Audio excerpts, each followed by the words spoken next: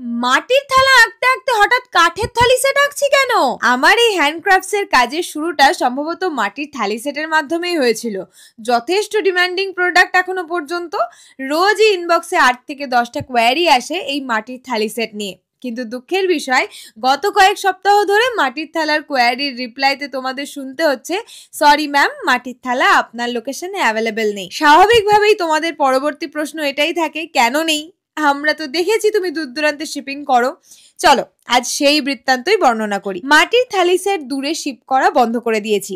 একমাত্র যারা কৃষ্ণনগর থেকে হ্যান্ড টু হ্যান্ড নিতে পারবে তারাই থালি সেট পাবে। কেন বন্ধ করলাম? প্রথমত হলো হ্যান্ডেলিং এবং প্যাকেজিং কস্ট। যত যত্ন করে ভালোভাবে নানা রকম প্রোটেকশন দিয়ে কম্প্যাক্ট প্যাকেজিং করো না কেন, 1% চান্স থেকেই যায় ভেঙে যাওয়ার। আর কারোর বিশেষ দিনের শখের জিনিসটা নষ্ট হয়ে গেলে সেটাকে আবার তৈরি করা, রিপ্লেস করা ভীষণ প্রবলেমেটিক একটা বিষয়।